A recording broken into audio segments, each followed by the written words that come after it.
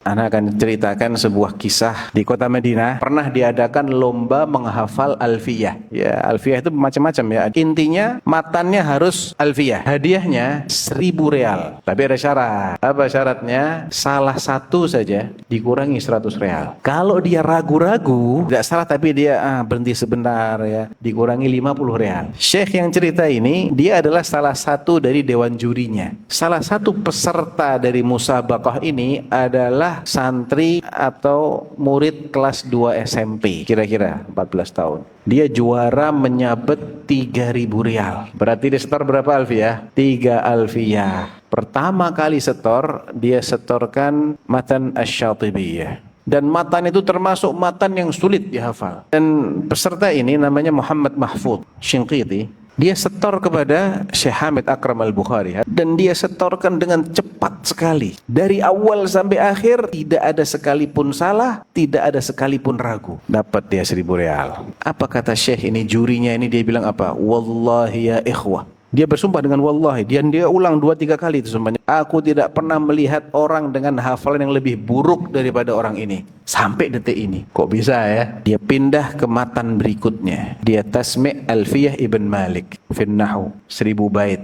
Dan tasmi' kepada juri yang kedua dari Shinqit juga. Ana juga hadir ketika dia tasmi' itu. Dari awal bait sampai akhir bait dia baca cepat secepat majelis sama. Tanpa salah sekalipun, tanpa ragu sekalipun.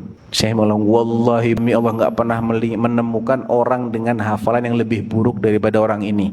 Setelah itu dia tasmi' lagi matan ketiga kepada juri yang kedua ini, yang Shinqiti ini, dia tasmi' Maraqis Su'ud fi usulil fiqh. Ditasmi' dari awal sampai akhir tanpa salah, tanpa ragu. 3.000 real. Nah, sekarang beliau baru jelaskan. Kalian tahu enggak? Anak ini kelas 2 SMP gitu. Dan dia ketika menghafal Asy-Syatibiyah itu, dia setornya sama Ana, katanya Syekh. Ana yang suruh dia, Ana yang arahkan dia untuk menghafal Asy-Syatibiyah.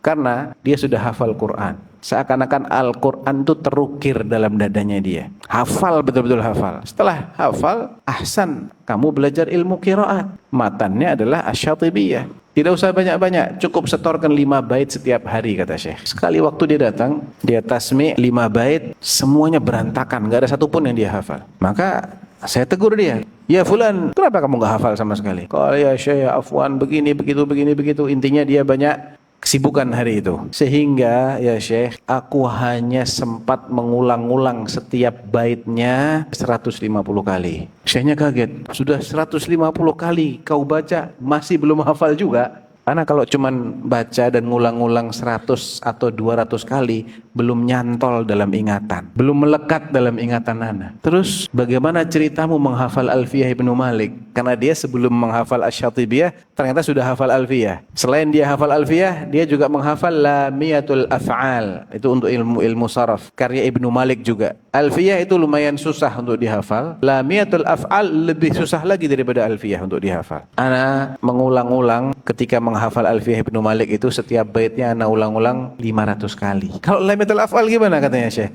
Itu lebih susah lagi Syekh. Ana ulang-ulang 700-an lah. Kalau masih belum nyantol juga, belum melekat juga, ana genapkan sampai 1.000 kali. Paham antum sekarang kenapa Syekh mengatakan ana tidak pernah ketemu dengan orang yang hafalnya lebih buruk dari orang ini? Daya ingatnya buruk, tapi dia mengalahkan kita semua dari kegigihannya. Ya, kebanyakan kita ini ketika mau menghafal sudah patah semangat dulu. Dibaca 10 kali enggak hafal-hafal, aduh, enggak bisa menghafal ana. Baca 30 kali enggak hafal juga. Yakin, hakul yakin, ana enggak bisa menghafal. Jadi antum buang dari memori antum, ana tidak bisa menghafal, buang. Jangan ada di kamusnya talib ilm, ana tidak bisa menghafal. Jangan ada dalam kamusnya talib ilm kata-kata itu. Antum tidak akan bisa menghafal kalau antum yakinkan diri antum bahwa antum tidak bisa menghafal.